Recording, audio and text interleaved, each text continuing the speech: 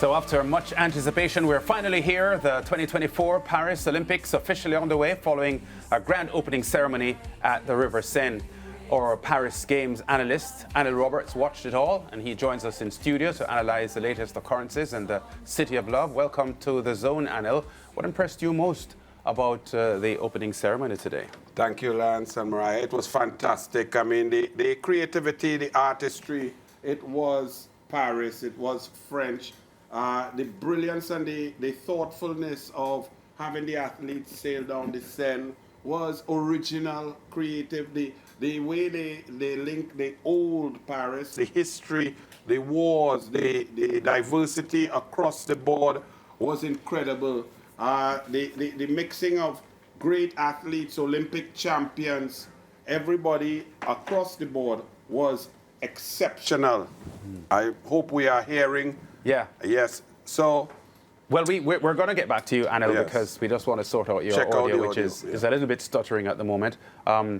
Mariah, before the opening ceremony and with all the plans that we knew of, I was always keen to see how this one would pan out because we're accustomed to seeing an opening ceremony inside a massive grand stadium, and that wasn't the case here. So I was very keen to see how it would come across on the River Seine, and I was quite impressed. Yeah, for me, I love storylines, different storylines. And just as Anil started his point about, linking the historical aspects of France, I mean, there was so much artistry that was also present. And the thing is, Lance, France is known as the place of love, right? It's known for its beauty, it's known for its music, it's known for so many different things, and I think they did an absolutely beautiful job of representing that.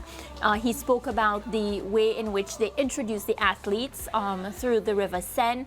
I felt that to be also top class. I found it to be so innovative, so creative, because never before have we seen something like that.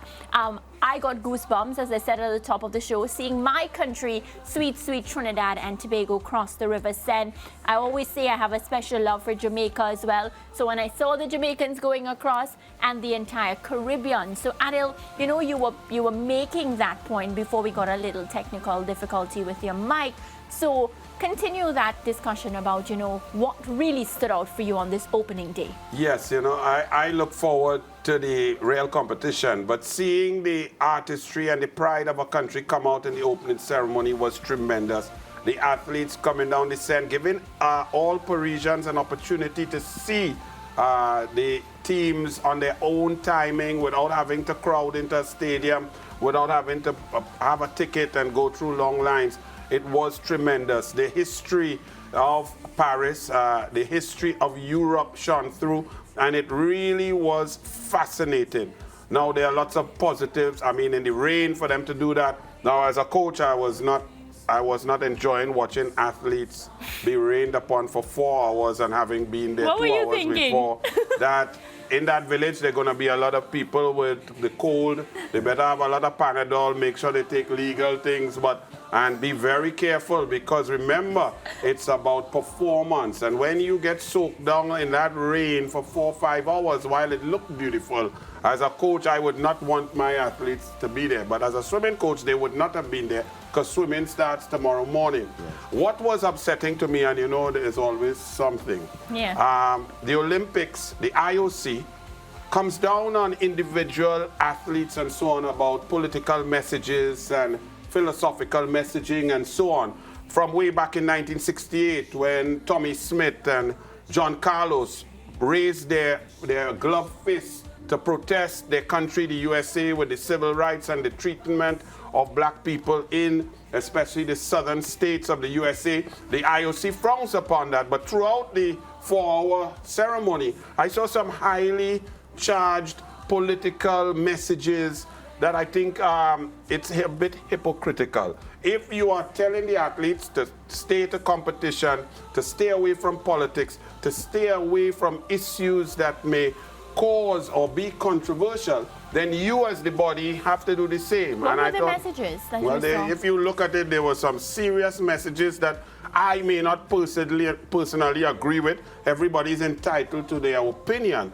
However, They were talking about gender parity, which is fantastic. Some of my greatest athletes, 9 out of 10 were female, and I was glad to see Serena Williams there, who fought and got the same paycheck for winning Wimbledon. But when they took the gender issue too far in an opening ceremony that the world is looking, there are only 2 genders for some people. Others may feel that they go other ways. But I saw some subliminal messaging there that was quite controversial and I think totally unnecessary. And it was in your face. It wasn't just en passant. It was there for an hour and a half, and I thought that was too much. If you're telling athletes, one, they cannot wear their own endorsements and their own sponsorship, their image is not their own, you have to wear those of the sponsors for the IOC, and the opposition is that you stay away from political or controversial statements. I think the organization of the messaging of the opening ceremony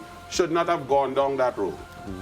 I thought though, there has been a point in the past decade, Anil, that governing bodies have been a little more embracing of messages being sent. I remember during the Black Lives Matter high point, you know, the NBA and EPL. And a lot, and the EPL and the kneeling and so on. So there has been, to some extent, a relaxation from the global governing bodies on how they interpret or how much they accept messages, whether political or moral or whatever. So I detect a bit of a change there, because you are correct that there was a time when the IOC had a zero tolerance to that. Clearly that... No, but the IOC still does. Now, you have said the NBA and the NFL and so on. Those professional bodies were dragged into the ICC. ICC is an international governing body. The cricket. Cricket was always one of those games since 1960s and 70s that was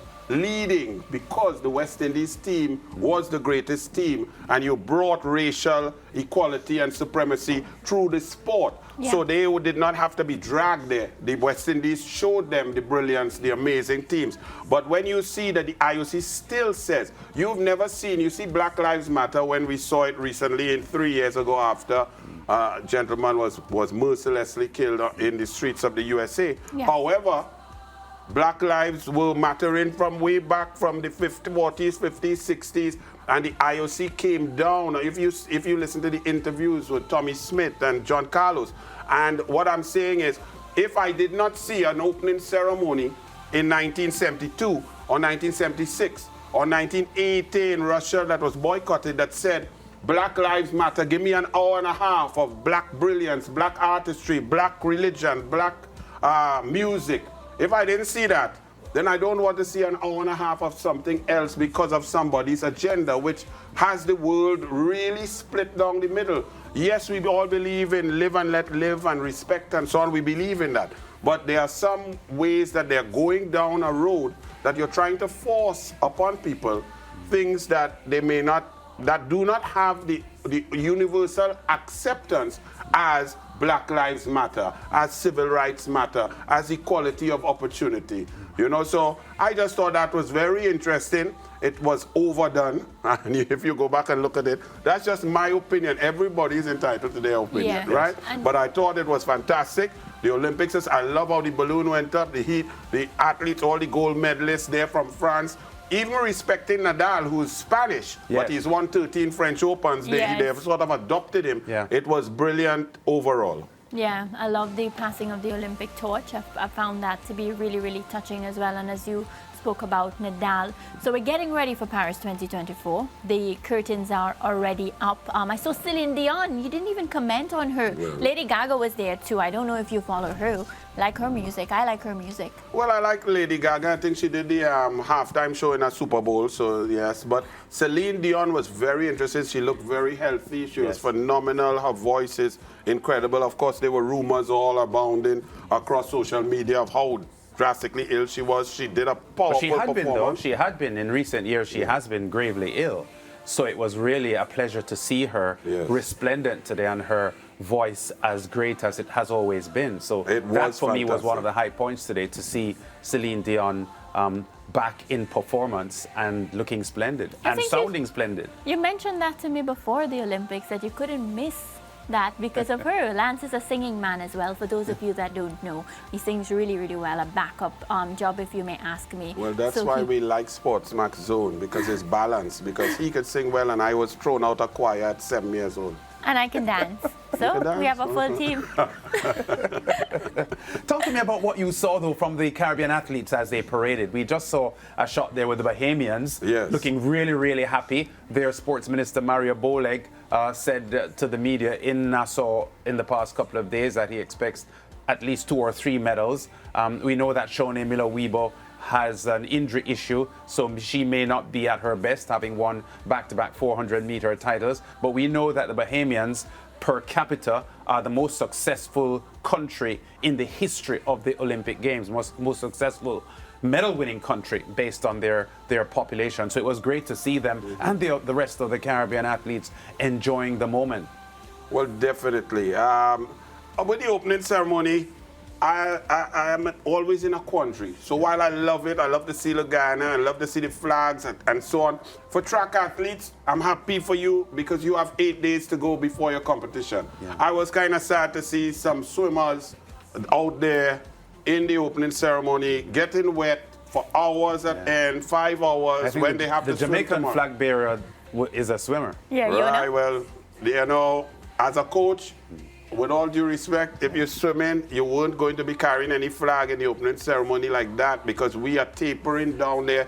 You don't even walk up steps. If anything, I would go and get George Bovell. What you want for lunch, I'll bring it for you. You just rest. So I'm not enjoying seeing athletes go to the opening ceremony who have to compete in the first few days. Yeah. The track and field starts in 8 days. Yeah, I know, Anna, but I think that to some extent that is a personal choice because you are right. And I think their coaches and their managers would discourage them if they're going to compete in the morning or on Sunday.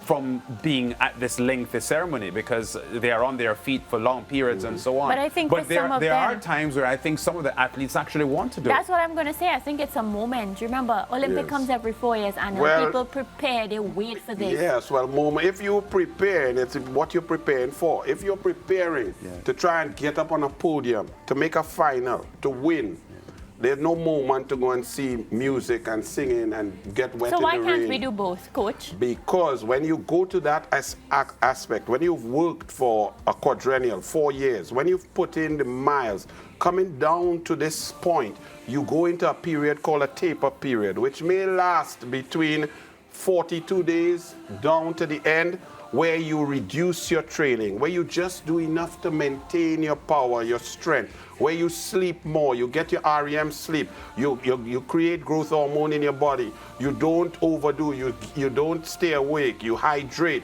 Therefore, your ATP, CP system, your power and your speed starts to come back.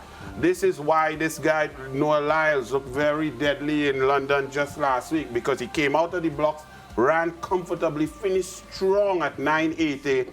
That scares me if I'm a Caribbean man trying to win the gold medal. At this time, you are to rest. You're not to go in the hot sun. You're to drink your water. You are not to walk and tire out yourself. It will impact your performance. You know that Anna is a very strict coach, Mariah, and I hear all of what you're saying, and this is a completely unrelated issue. So why did the strike squad, before they played the USA in November 89, have a motorcade through the city going to the National Stadium to play? Whoever was in charge at that time came out of St. Anne's Hospital, which is a mental institution in Trinidad and Tobago. It was the most ridiculous decision on God's green earth. The USA were at the Hilton or with their feet up, and our boys were driving. That was the most ludicrous decision, and I don't know who made that decision. Whoever made it did not understand. But the coach, Gally Cummings, as far as I remember, Gally Cummings didn't agree with it because they were in the hot sun in this motorcade going to an import. It was the last match to qualify for the World Cup. Well, let me tell you this. They only needed a draw. If Gally Cummings did not agree with it, then Gally Cummings does not stand as a coach. If I am the coach and I tell you, my boys have to sleep the nearest hotel to that stadium. Yes. We coming down there, and when we come there, we don't need to see no crowd. We will hear all you. Come in, relax. come in with your slippers, air condition, do your warm up, focus. If anybody comes to tell me as a coach, well, you have to go down point 14 and you have to go to church and drive down there, I will say, listen, if the team has to do that, yes, you coach the team, I resign. I am not, that is madness, Lance, and I'm very upset that you bring that back to me. You're hurting. I'm sorry. That is pain. That is, we threw it away. Let me tell you something. That is so painful. Yeah. I went through a period of 3 months, like at a banker. Could not believe, I keep waiting for us to score 3 months later, you know. So Lance, bring back that painful thing. I'm sorry, Annie, but I couldn't resist because you were you were making the point about the preparatory stage for competition for athletes. Yes, and how you need to be relaxed. You need to stay away from anything that will hinder your outstanding. So I just couldn't resist remembering. And you were absolutely correct. The analogy is perfect. It is brilliant. That was the biggest faux pas in the history of sports. It gave us no chance whatsoever. And similarly, if you're coming, when I tell you about 2004, for example, George Bovell got a bronze medal. He did 158.69. The fourth place was Laszlo Chet of Hungary, 158.70. The silver medal was Ryan Lochte, 158.68. You're talking about a 1/100th of a second. If George Bovell had gone to the opening ceremony, this race was on the fourth day of the swimming. If he had gone and carried a flag, which would have been a great honor, but it would have tensed up and his biceps would have been tired. It could have counted for 200ths of a second. 200ths of a second, and you come fourth, and fourth is the worst position on God green earth. Because you just nearly touched the podium. You're so close, but yet so far. I prefer to come last and don't make the final than come fourth. Fourth is painful, and I've come fourth many times. Michael Phelps was a long way in front. Yes. Yeah, because he was out of class. Phelps. I remember that well in Athens. Correct. Today, before the opening ceremony, some arson attacks on the train network in Paris. Very, very disturbing. Not the kind of development you would want hours before an opening ceremony at the Olympic Games. But we know that the organizers of the Olympic Games are very aware of terrorist threats and people wanting to destabilize the process. What were your feelings, Anil, when you heard that story? It was depressing because always there are nefarious minds who want to interrupt and distract and take away from the unity and the love and the brilliance of an Olympic Games. Arson attacks on train, 600,000 people being unable to use trains till Monday. On the eve of an Olympic opening ceremony, it brought back memories of 1972 when, terrorists went into the Games Village, abducted and eventually killed Israeli athletes, 13 of them. And 1996, I was saying earlier today, as the swimming finished and Leah Martindale of Barbados, who I coached, had become the first black woman to make an Olympic final, and we were celebrating, and all the swimmers went to Centennial Park, Coca-Cola sponsored and so on. And Janet Evans, I remember, was doing an interview just about 20 meters from me, and that bomb went off about 60 meters from where we were in Centennial Park, and it just brought some fear in. So I can say now that the Olympics, there's a cloud over it, but the security forces will be there. They know what they have to do. However, it adds another layer for coaches and managers because security is going to be doubled up. When you get on the bus, it's not going to be as smooth as they had planned. They're going to put in another layer. They're going to check bags. They're going to check the buses. They're going to make sure and screen your tags properly, double check, triple check. So in getting to the venue, you will have to add on another 15 or 20 minutes for added security checks when you do your warm-up, just like what we spoke about. If you're going to an Olympic athlete going to warm up, first and foremost, Caribbean athletes especially, when you go to perform in the morning, you would see, for example, in swimmers, their time will be slower in the morning because when you sleep, your body gets dehydrated. So you have to hydrate and so on. It's called morning swim. So you have to make sure and get ready. So you'll have to add on a 20 minutes. You normally take, if you're swimming at a certain time, you take your warm-up will be 42 minutes. You need 15 minutes. You take your coffee. All right. And we've got to cut the segment because our show started late today. We wanted to have a lot more dialogue about the Olympics and your expertise and so on. But I said on the show yesterday that I'm intrigued about the spread of medals in the Caribbean potentially. And we see St. Lucia and Dominica in positions to win Olympic medals. unprecedented Correct. for these Eastern Caribbean islands, and it is part of the glory for me of these Olympic Games, and we wish these two countries all the best with Tia Lafond and Julian Alfred. Tia Lafond is great. Let me tell you, Julian Alfred, I say in a little prayer, but when you can run, when a 100-meter runner can run 185, 190 meters of pure brilliance, as she did just about 5 days ago in London, she is ready. You just have to stay calm. She just has to get through the rounds, do a massage. But this could be,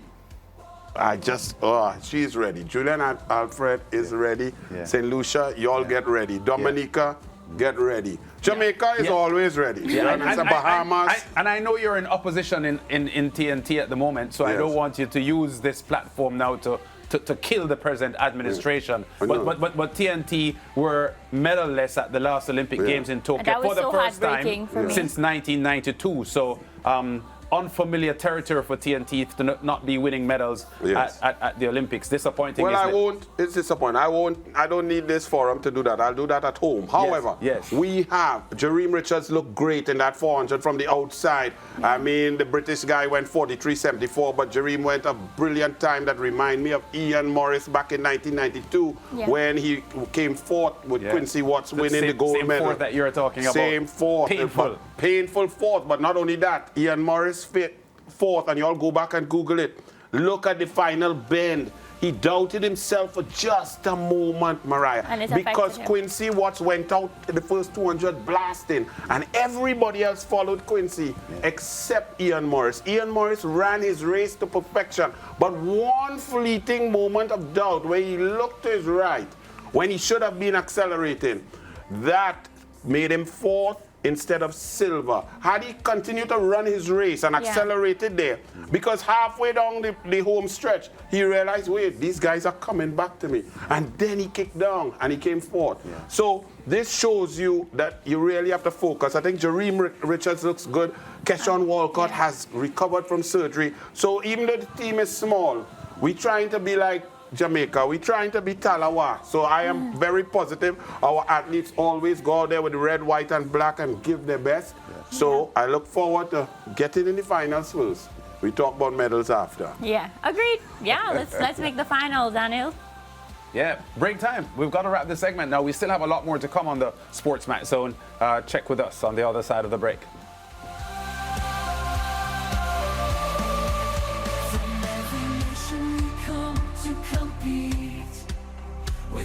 And courage, our hearts beat. De chaque nation, nous venons pour rivaliser avec